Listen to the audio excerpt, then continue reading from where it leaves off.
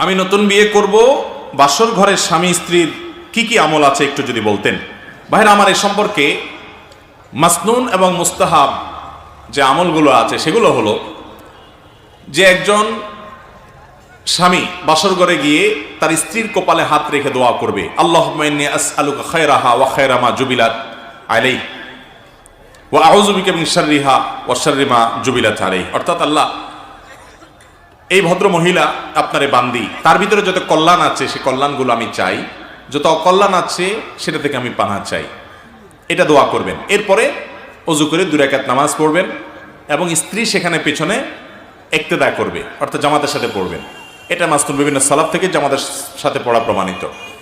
বাস, এটা হলো বাসর রাতের আমল। এর বাইরে আপনার মহারণা পরিশোধ আমাদের দেশে অনেক সময় বাসর রাতে দেয়, এটা আরো আগে আগে দিয়ে দেওয়া উচিত। বাসর রাতে ইমোশনাল একটা সময় মহর ধরছে 10 লাখ টাকা, 10,000 নিয়ে বলতেছেন এটা এখন আপাতত রাখো, আল্লাহ বাঁচায় রাখলে কত টাকা হবে, আমি কয়দিন পর ইটালি চলে যাব, কত টাকা দিব তোমারে, এসব পাম্পটি দিয়া টিয়া ওই বেচারির এরপরে বলবে না তুমি দাবি ছাড়ছুনি। তখন বেচারির শর্মে পড়ে, লজ্জায় পড়ে, ইমোশনে পড়ে হয়তো বলে ফেলবে যে ঠিক আছে আমি টাকা দিয়ে কি করবো, আপনি হইলেই তো চলবে। দিলেন বেচারির হকটা মেরে দিয়ে। এইসব 2 নম্বরই করা যাবে। আপনার কাছে মহরের টাকা না থাকলে আপনারা বিয়ে করতে বলছে কে? নবী করিম সাল্লাল্লাহু আলাইহি সাল্লাম বলছেন যার বিয়ে করার টাকা নাই সে রোজা রাখবে, চরিত্র হেফাজতের জন্য কি করবে, সে সিয়াম পালন করবে। আপনারা বিয়ে করতে বলছে কে? বিয়ে করবেন, মহরের টাকা জোগাড় করবেন, যত টাকা মহর দিতে পারবেন তত টাকা ধার্য করবেন। মেয়ের বাপরাও এক্ষেত্রে কম দায়ী না। মহর ধরে 10 লাখ, 20 লাখ, 30 লাখ। যে ছেলের সাথে বিয়ে দিচ্ছেন আপনি নিজে জানেন সেই ছেলে 10,000 টাকা বেতনে চাকরি করে, তাহলে ওর কাছ থেকে 10 লাখ টাকা আপনি আশা করেন কেমনে? এগুলো মেয়ের বাপরা ধরে এজন্য যে যদি কখনো আমার মেয়েরে তালাক দিতে যায় যেন এই টাকার জন্য সে আটকা পড়ে যায়। তো বিয়ের আগে থেকেই যদি আপনার নেগেটিভ চিন্তা হয় সংসার টিকবে কেমনে? যত মুরব্বী চাচারা আছে জিজ্ঞেস করেন ওনাদের বিয়ের মহর কত ছিল, 200, 400, 50, 10, 5 টাকা। মানে সেই যুগের 5 টাকার দাম বেশি বুঝলাম, তাই বলে অনেক টাকা ছিল না, কিন্তু তাদের বিয়েগুলো সব এমন টিকা টিকছে, ভালোবাসাগুলো সব সুপারগুলো আঠার মতো। আর আপনার মহারণা 10 লাখ টাকা ধরেন, কি মহব্বত, কি প্রেম ভালোবাসা, কি মেসেজ আদান প্রদান, চটপটি খাওয়া খাওয়ি, এত মহব্বত, অথচ 3 দিন পরে তাদের ঠুস করে ভেঙে গেছে। এখনকার এই ভালোবাসাগুলো বেশিরভাগ মেড ইন চায়না, ঠুনঠান করে ভেঙে যায়। আর মুরব্বীদের ভালোবাসাগুলো সব ছিল মেড ইন জাপান, সবগুলো টিকে, ঠিক না বে ঠিক? তো এই জন্য মহরের টাকা বেশি ধরা এটা ভালো কিছু না। মেয়ের বাবারাও দায়িত্বশীল ভূমিকা রাখবেন, আর ছেলেরা ছোট লোকই করবেন না, মহর মেয়েকে পরিশোধ করে দিবেন। বাসর রাতে গিয়া মাপ চাওয়াচাই করে ছোট লোকই করা উচিত না, এটা কাপুরুষের কাজ, কাপুরুষের কাজ, বেহায়া মানুষের কাজ।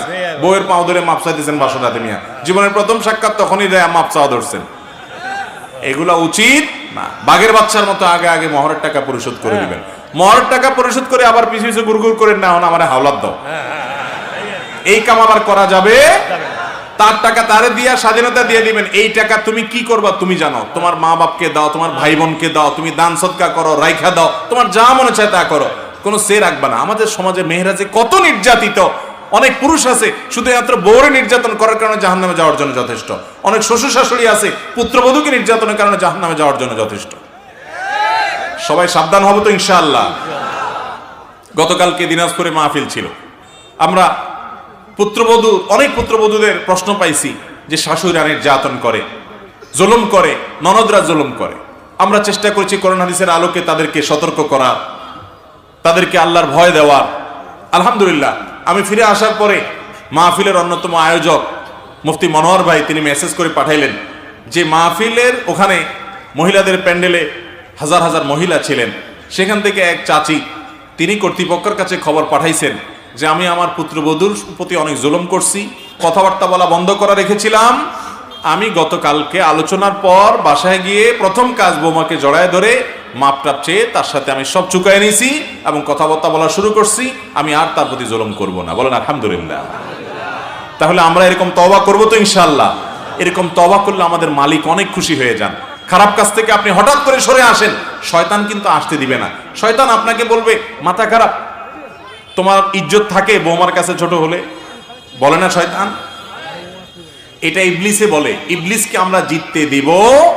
সে আপনাকে তওবা করতে দেয় না, আপনার ভিতরে ইগো তৈরি করে, ইগো জেদ তৈরি করে, আপনার ভিতরে বলে যে হ্যাঁ এটা তোমার সম্মানের ব্যাপার। কিসের সম্মান অসম্মান? মুসলমান আল্লাহকে খুশি করার জন্য সবকিছু ত্যাগ করতে পারে, ঠিক না ভাই? ঠিক। অতএব আপনি কারোর প্রতি জুলুম করছেন। নবী সাল্লাল্লাহু আলাইহি ওয়াসাল্লাম বলেছেন, সেদিন আসার আগে সবার দায় দানা সব পরিশোধ করো, সবার কাছ থেকে মাপ চেয়ে সবকিছু চুকায় নাও, যেদিন কেউ কাউকে মাফ করবে না, তার আগে আগে সব চুকায় নাও। অতএব সব হিসাব চুকায় নেবে তো ইনশাআল্লাহ।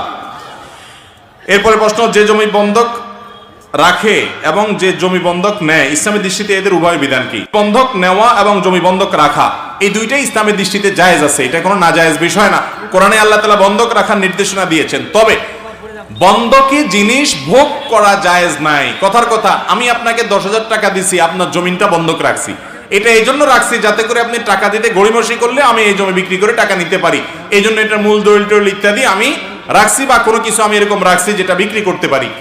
তো এটা হলো বন্ধক। এখন আমি যদি টাকা আপনাকে ধার দিছি আর জিনিসটাও আমি ভোগ করি, তাহলে এটা জায়েজ হবে না, এটা জায়েজ হবে না।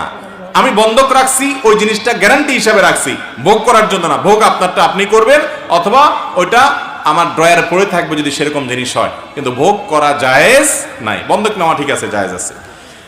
এরপরে প্রশ্ন হলো, সালাতের আগে নিয়ত পড়তে হবে কিনা?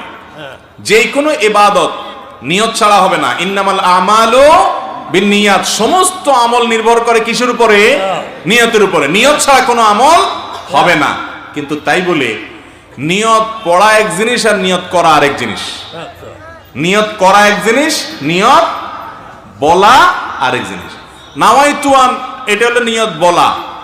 নিয়ত মূলত বলা হয় মনের ইচ্ছাকে। নিয়ত বলা হয় কাকে?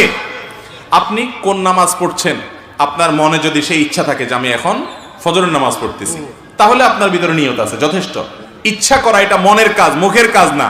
অতএব মুখে নাওয়াইতুয়ান পড়ার কোনো প্রয়োজন, আমরা মনে মনে ইচ্ছা পোষণ করবো যে আমি কি ইবাদত করতেছি, কোন নামাজ পড়তেছি, ওইটাই যথেষ্ট ইনশাআল্লাহ।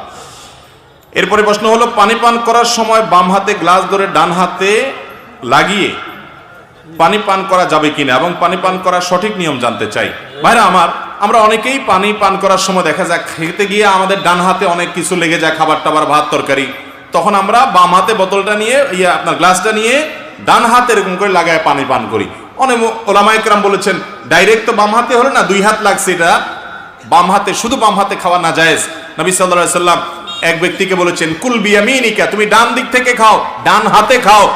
বাম হাতে খাওয়া এটা সুন্নাহর খেলাফ কাজ। তো এই জন্য দুই হাত তো লাগাইছেন আপনি, ডাইরেক্ট বাম হাত হয় না। অনেক এটা জায়েজ বলেন, কিন্তু সবচেয়ে ভালো হয় আপনি যখন পানি পান করবেন আঙ্গুল চেটে খেয়ে তারপরে আপনি ডান হাত দিয়ে সরাসরি খাবেন। এটা হলো সবচাইতে উত্তম এবং সরাসরি হাদিসের উপরে আমল। কথা কি বুঝে দেবেন?